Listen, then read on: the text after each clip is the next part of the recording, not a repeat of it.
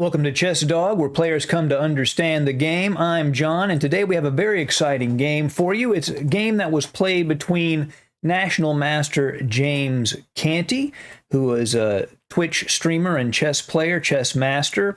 To give you a perspective on his strength, his online blitz rating hovers between around the 2,500 to 2,600 level, so quite strong.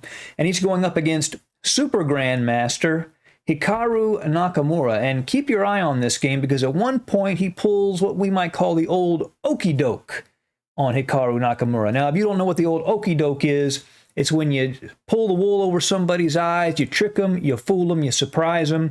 Well, that's what James Canty does to Nakamura in this game. It's a very exciting game. This was played not online, but live action in Detroit. Nakamura had 1 minute in this blitz game to James Canty's 5 minutes. So there's a difference there, but obviously Nakamura is one of the greatest online or greatest blitz players in history. Let's begin. James Canty had the white pieces. He played e4, Naka played c5, d4 right out of the gate. James Canty is offering the Smith-Morra Gambit. He wants to play for tactics, wants to play for tricks, take advantage of that time lead he's got from the start. Pawn takes c3, and what he would hope for would be dc3, knight c3. He gets a half-open d-file, an open c-file, and a lead in development. And Naka says, I'm going to play it safe. He plays the move d3. This is in no way a refutation of the Smith-Morra. White is still fine here, but it removes the possibility of easy early tricks and makes the game a little more strategic. Bishop takes pawn, knight c6, c4. So white has set up the Maroczy bind structure where you are trying to keep black from breaking on the d5 or the b5 squares.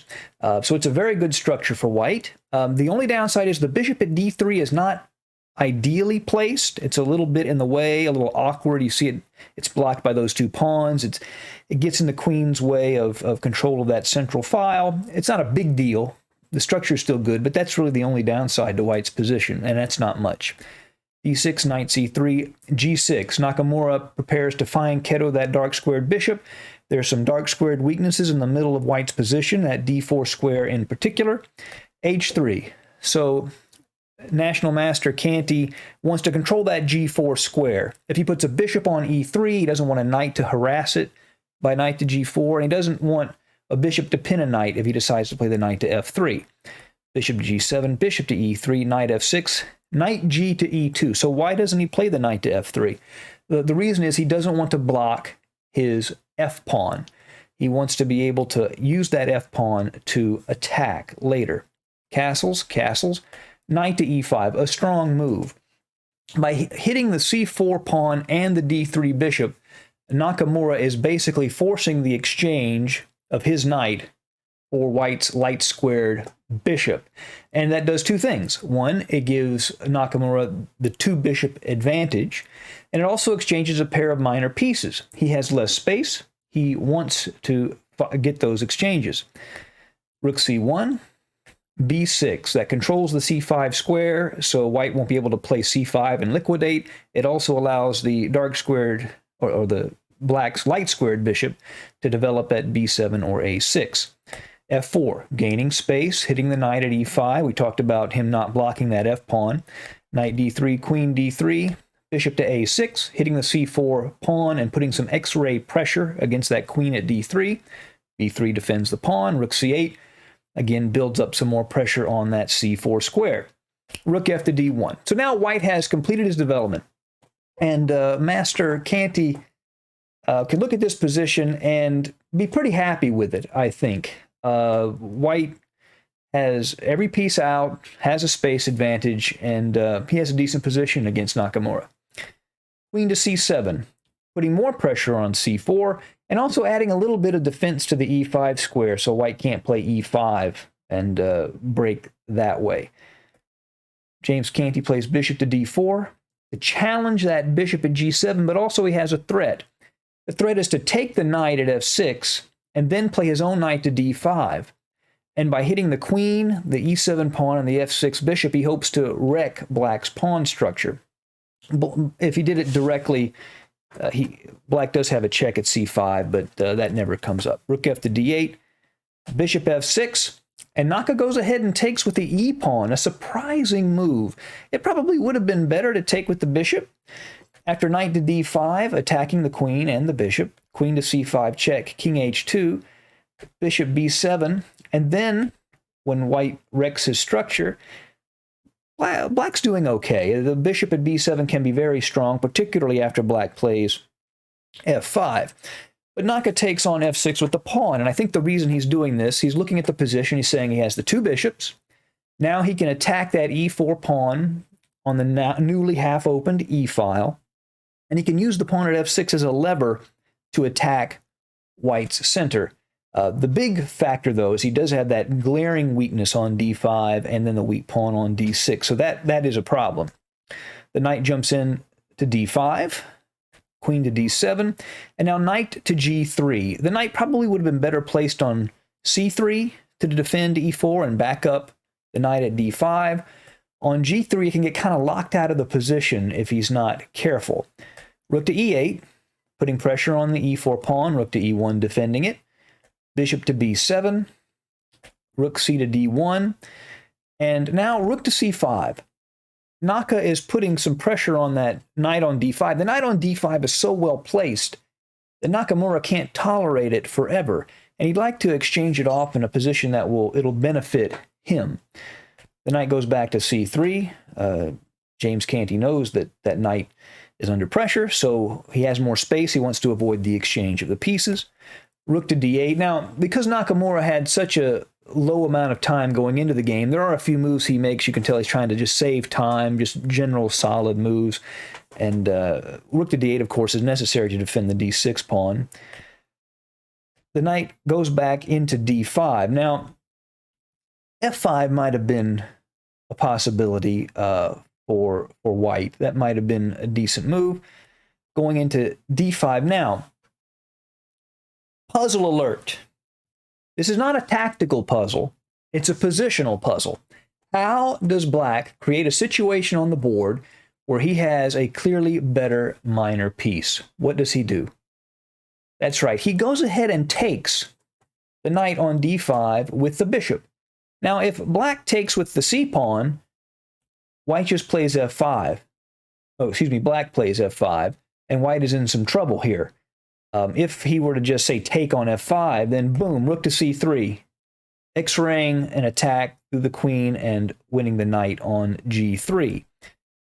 So James Canty takes with the e-pawn, now f5.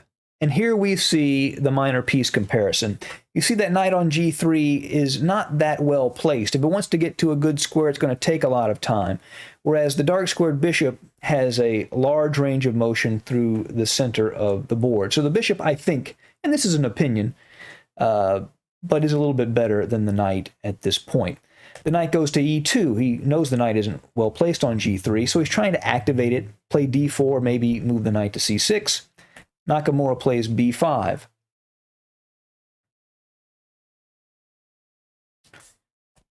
What he's trying to do is weaken the c4 pawn and the c5 square. The knight goes to d4, pawn takes pawn, pawn takes pawn. Now that c4 pawn is isolated, and the c5 square where the rook is sitting is a weak square that he can take advantage of. The bishop goes to f6. Just a good general move. The bishop controls a lot of key squares from f6, has a lot of mobility from that square, keeps a rook from maybe penetrating at e7 later in the game. The knight goes to c6. Now, we should talk about this knight at c6 because it looks great, right? We all know that if you can get a knight on a weak square supported on the 6th rank, that's a strong minor piece. There is one catch, though. This knight doesn't really work all that well with the rest of white's pieces, and it doesn't have any easy targets to get at. White probably is going to want to attack on the king side here, and the knight is a little out of play. So it looks a little bit better than it is. That is the one catch about this knight on c6. But he does attack the rook at d8. The rook moves to c8. Rook e2, queen to c7. I'm not sure what the idea is here. Probably the clock is the issue. So now James Canty makes a very committal decision, but it's probably the right decision.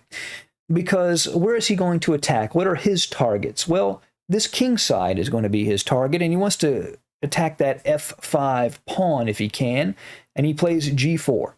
This does give his king a little bit of vulnerability. The pawn cover is not there like it was after this move, but he's right to press, I think. I think this is a good move. Pawn takes pawn. He can't let white take on f5. hg4, Naka plays queen to d7, threatening the g4 pawn, taking with check. That can't be allowed. f5 gaining space. And here Nakamura plays the move g5. He wants to lock up the lines of attack against his own king. He doesn't want to open lines. He wants to close them. Rook e4, king to g7, king g2. Now white is in a position to attack down the h-file. Play rook h1, queen h3, boom, queen h6, queen h7 check, etc. So now Nakamura plays a really strong idea, I think. He plays the move h5. And what this does, particularly after pawn takes, is it closes the h-file. It weakens the f5 pawn, and white's own king has less cover. So the move h5 is a very strong move. Pawn takes. Now Nakamura plays rook to h8. Well, we can ask ourselves the question, isn't the pawn on f5 hanging? Maybe he should take that. Well, he knew better than to take that. That pawn is way too dangerous to take. For example, queen f5, rook to f1. If he plays the queen back to d7, rook takes f6, taking the bishop, winning the bishop because if king takes rook, queen to c3 check, which forces king to f5, queen to f3 check mate. That pawn would be poisoned. If he retreats the queen to h7, then rook f6, king f6, queen d4 check, king f5, knight to e7 would be mate. So that f5 pawn is off limits for the moment. Rook to h1, queen to f5. Now in this position, those tactics still work, and James Canty could have played rook to f1 here.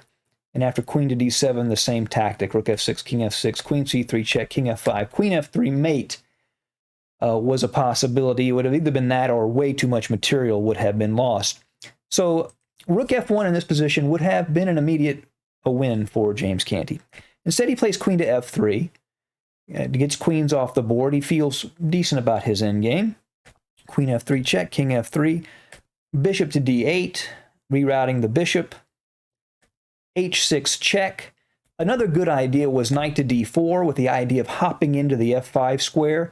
The c4 pawn is off limits because rook c4, knight f5 check, and white could have taken the rook in that case. And that's a little bit of foreshadowing, by the way, of what actually happens in the game. h6 check, king to g6, h7, bishop f6, knight to b4. So what he wants to do is reroute that knight to d3 to hit the rook on c5, make it move, then play c5 himself and clearing the way for that d6 pawn. We'll see that idea later, a little bit later. Bishop g7, knight to d3, hits the rook, rook a5, c5, just as I was saying. And he wants to clear the way for the d pawn. The rook goes to a3, rook to e3. And that is a trap. That is the old okey-doke we were talking about, and Nakamura misses it. He plays bishop to d4, attacking that rook. It may have felt good at the time, but at that point, James Canty exclaimed in the video where this game was played, he goes, got him! Like that, and he plays the move, knight to f4 check, and Nakamura's like, oh. He realizes that he just got tricked. And what that does is it checks black's king, so black has to answer that check, and then leaves the rook at a3 hanging. And so white now gets a decisive material advantage. Pawn takes knight, rook a3. And when he took that rook, he made it with a lot of body English. You know, he's like, boom! He just took the rook with some panache, you know. Bishop takes pawn. Now, computers give white like a +5 here. I mean, totally winning. But you still have to actually win the game. And across from you is sitting one of the greatest players in American history. So it's still a thing. And as the game was going on, a lot of the bystanders, I think, were believing that Naka could hold this, right? He's down in exchange, but He knows endgames. He's going to build a fortress, and maybe white won't be able to get through. He plays rook to b3. Another idea would be rook to c3. So after rook takes pawn, rook takes, king takes, the rook can take the bishop. And after pawn takes rook d6, and the pawn could not be stopped. He instead plays the rook to b3. Rook takes, king f4. King to g6 gives a check. King f6, king e4. Bishop to b6, a4, gaining space, a5, rook to b3, hitting the bishop, and bishop to d8. And in this position, National Master James Canty offers Nakamura a draw, which he happily accepts. And when Nakamura accepts a draw, it's probably because he thinks he's worse.